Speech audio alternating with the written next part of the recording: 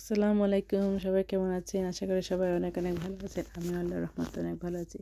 তো একটা ছোট্ট ভিডিও নিয়ে আসলাম জুলাই মাসে আর কি।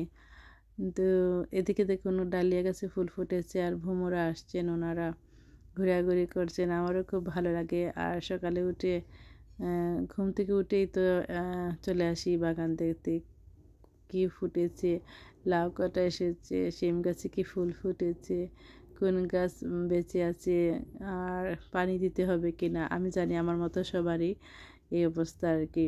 ঘুম থেকে উঠেই আমরা চলে আসি প্রথমে বাগানে, আর বাগান না দেখলে তো আমাদেরই ভালোই লাগে না, কখন সকাল হবে আর কখন আমাদের বাগানটা দেখতে আসবো। তো ছোট্ট একটি ভিডিও নিয়ে আসছি, আসলে বড় না, ছোট ভিডিও, কারণ আমি তো হলিডেতে চলে যাব।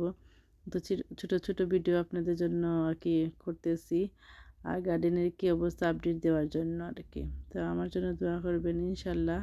হলিডে থেকে এসে দেখবো আমার কাছে প্রচুর আসলে ফুল ফসল এসেছে, আবার নাও আসতে পারে, আমি জানি না, হোপফুলি আসবে ইনশাল্লাহ। এই যে আবার লাউ গাছে লাউ আসছে, এটা আমার আর্ক সাইড, এটাতে এত বেশি ফুল টুল আসে না। এই লাউ চাইনিজ কদুর মিষ্টি লাউ এসেছে, আর অন্য সাইডে দিয়ে আমার প্রচুর লাউ এসেছে। তো আমি আর একটা ভিডিও করবো আপনাদের জন্য। আর দেখুন রোদ্রের অবস্থা, প্রচুর রোদ নিচে মানে গাছের নিচে আসে আর কি। তো বিকাল হলে আমি পানি আর কি দেবো। এখন তো প্রচুর রোদ, দেওয়াটা ঠিক হবে না, গাছগুলো মরে যেতে পারে। তো ইনশাআল্লাহ আবার হলিডে থেকে এসে আপনাদের সাথে হবে। আর আমি চেষ্টা করব আমেরিকা আমার বোনের গার্ডেন দেখাতে।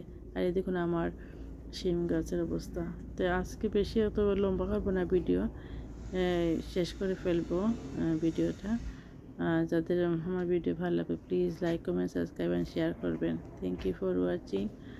এই তো আপনাদেরকে ছোটো একটা ভিডিও আপডেট দিয়ে বিদায় নিচ্ছি। ইনশাল্লাহ আবারও কথা হবে।